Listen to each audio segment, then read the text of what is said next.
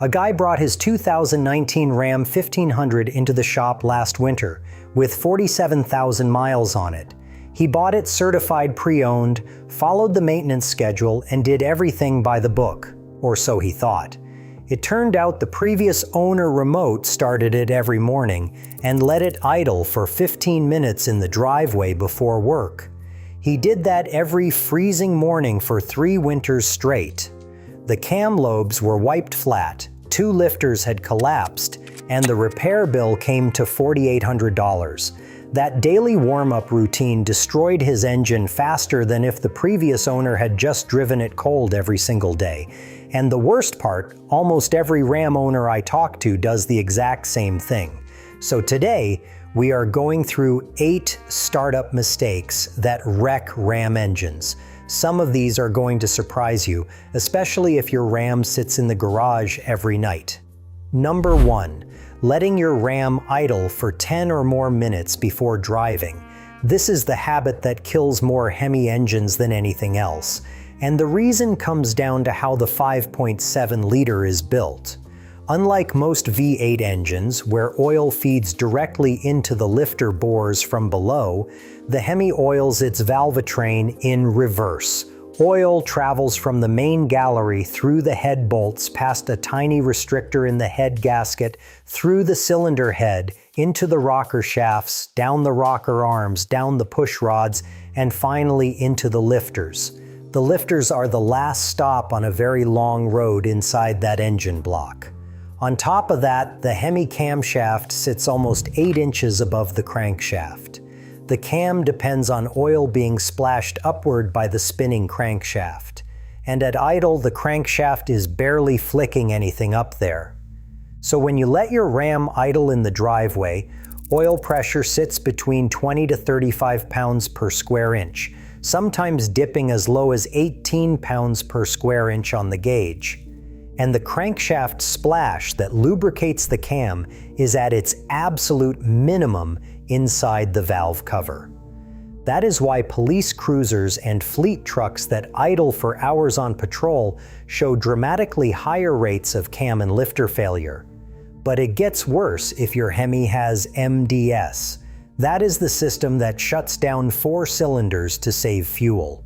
When all 8 cylinders are firing at idle, the oil pathway to certain lifter bores is actually more restricted.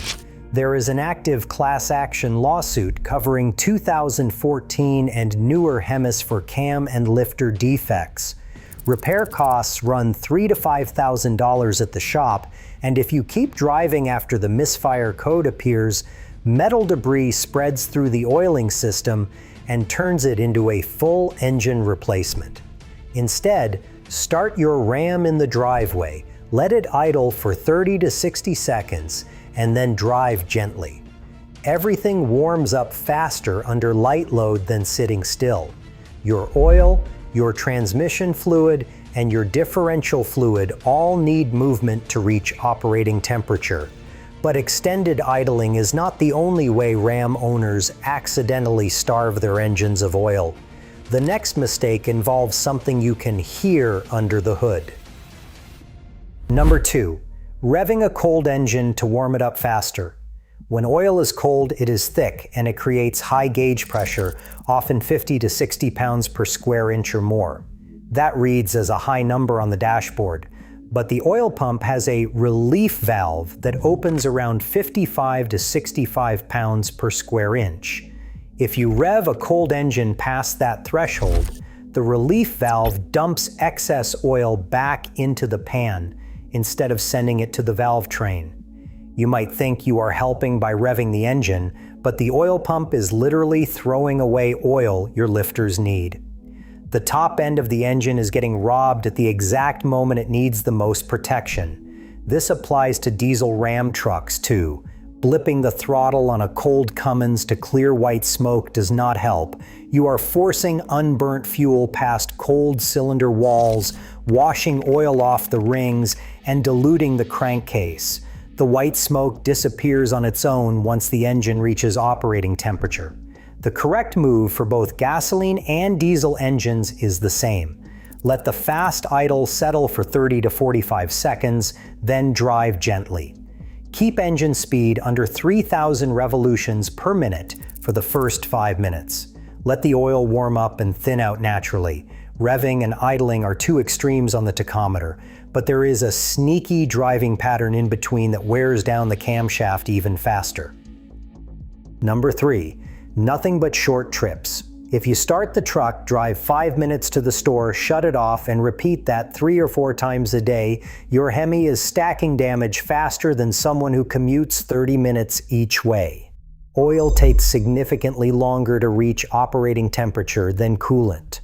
Your temperature gauge on the dashboard might look normal, but the oil is still cold and thick inside those tight Hemi passages. The absolute worst pattern is the start, move, stop, restart cycle. You pull the truck forward in the driveway, shut it off, then restart it an hour later. Oil has drained from the top end but has not fully settled, so the engine gets a brutal partial restart with maximum wear on the cam and lifter surfaces. This is also why those short winter errands are rougher on your Hemi than you would think.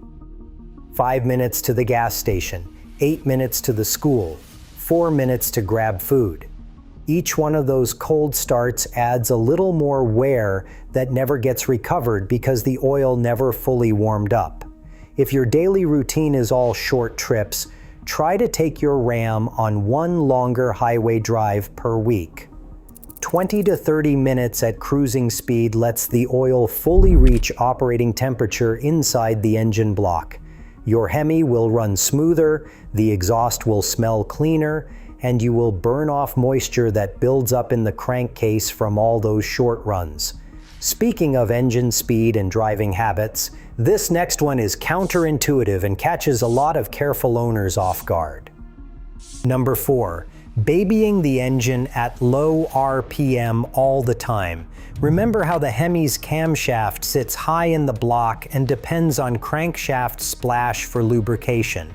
At low RPM, that splash is minimal. If you never let the tachometer climb past 1500, you are actually starving the cam of the oil it needs. The Hemi under your hood was built to be driven, not coddled. Occasionally get RPM above 3,000 on highway on-ramps or during merges. That higher speed gets the crankshaft throwing serious oil up to the camshaft and keeps the oil circulating through those long passages we talked about in the first mistake. You do not need to beat on it at the track, just let it stretch its legs on the highway once in a while. Even a few minutes of spirited driving on the on-ramp does more for your valvetrain than an hour of idling in a school pickup line.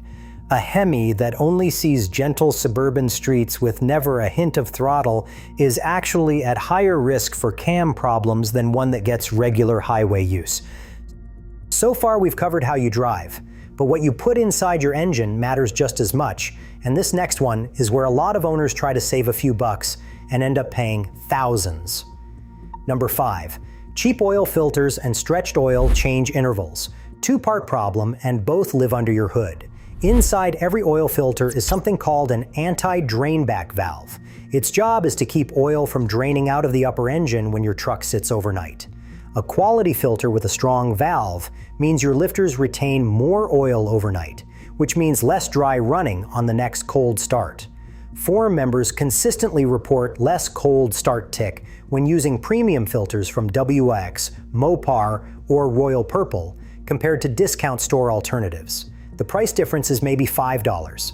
That $5 is the cheapest insurance for your valve train you can buy. Now the second part. Your oil life monitor might say you're good for 8,000 or 10,000 miles between changes. Ignore it. The community consensus from thousands of Ram owners is firm. 5,000 miles maximum with full synthetic oil, meeting the Mopar MS6395 specification. For 2022 and newer Hemis, use 0W20. Older models use 5W20. Multiple documented cam and lifter failures occurred in trucks where owners trusted the dash indicator and stretched to 10,000. If you're finding this helpful, hit subscribe. We cover Ram maintenance tips every week so your truck keeps running strong. Number 6. Diesel owners, this one's for you. Skipping the preheat cycle. If you drive a Ram 2500 or 3500 with the 6.7 Cummins, your truck does not have glow plugs, at least not the 2007 through 2024 models.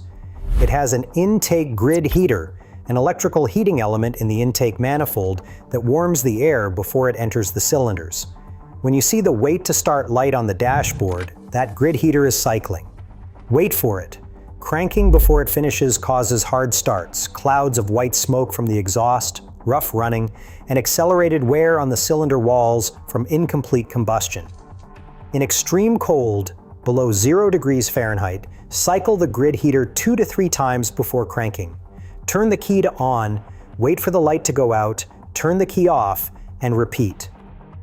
And if you are running a Cummins below 0 degrees Fahrenheit without a block heater plugged in, expect problems. Cummins recommends using the block heater below 0 degrees Fahrenheit and considers it mandatory below -20 degrees Fahrenheit. Plug it in 2 to 4 hours before you plan to start. Oil viscosity matters here too.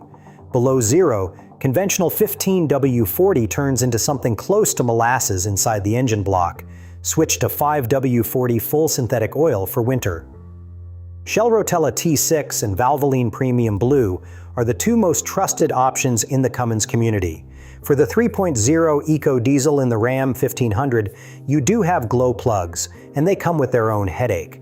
They are recessed into the combustion chamber and are notorious for breaking during removal. A broken tip inside the cylinder can mean pulling the entire head, which is a $2,000 to $5,000 repair. When one fails, replace all 6 at the same time. But preheat problems are not the only diesel-specific trap. Fuel inside your tank matters more than you think, especially in cold weather. Number 7. Running your diesel on low fuel. Your diesel fuel pump uses the fuel itself for both lubrication and cooling. When the tank drops below a quarter, the pump starts pulling in air and sediment that has been collecting at the bottom of the tank for months. For eco diesel owners, the high-pressure Bosch fuel pump is already one of the most failure-prone components in the entire truck. It has 3 separate recalls covering models from 2014 to 2023. When this pump fails, it does not just stop working quietly, it sends microscopic metal shavings through the entire fuel system. Fuel lines, rails, and injectors become contaminated. The pump replacement might be covered under the recall, but the secondary damage from all those metal shavings is a case-by-case negotiation with the dealer. We are talking $3,000 to $6,000. Keep your tank above a quarter at all times. During winter, keep it above half to minimize condensation inside the tank. Use winterized fuel or a cold flow improver when temperatures drop below 30 degrees Fahrenheit. Diesel fuel gels and turns waxy in the cold, and gelled fuel clogs your filter and starves the engine on startup. If you have ever turned the key on a cold morning and got nothing but cranking and sputtering, gelled fuel is one of the first things to check. And never use starting fluid or ether on a diesel Ram. The owner's supplement specifically warns it can cause immediate explosive damage to the engine. If your diesel will not fire in extreme cold, the answer is always a block heater and proper preheat, not a can from the parts store. Now this last one ties back to mistake number 1, and it is the one I get the most pushback on from Ram owners. Number 8, thinking remote start warms up your engine. Ram's factory remote start runs a 10-minute idle cycle. And everything we covered in the first mistake about extended idling applies here. 10 minutes at minimum oil pressure and minimum crankshaft splash lubrication every single morning. For diesel owners, it is even less useful than you might expect. Diesels produce almost no waste heat at idle. After 10 minutes of remote starting in freezing weather, your Cummins coolant temperature might only reach 100 to 130 degrees Fahrenheit. That is nowhere close to where that Cummins needs to be. The cabin might be slightly warmer, but the engine gained almost nothing from that idle time. Remote start is a cabin comfort tool, defrosting the windshield, warming the seats, getting the heat flowing. It is not engine preparation. A couple of things about the remote start system also catch owners off guard. Remote start will not activate when fuel is below about a quarter tank or when the check engine light is on. Aftermarket systems on diesel Rams sometimes skip the grid heater preheat cycle entirely, meaning the engine cranks cold without any air preheating. And never remote start in an enclosed garage, even with the door cracked. 10 minutes of idle produces enough carbon monoxide to be deadly. Gas or diesel does not matter. The old-school warm-it-up mentality is the single most damaging habit for a modern Ram truck. 30 to 60 seconds of idle, then gentle driving.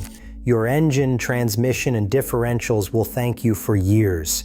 If you want to see the maintenance mistakes Ram owners make between oil changes that quietly add up to expensive repairs, that video is on screen right now.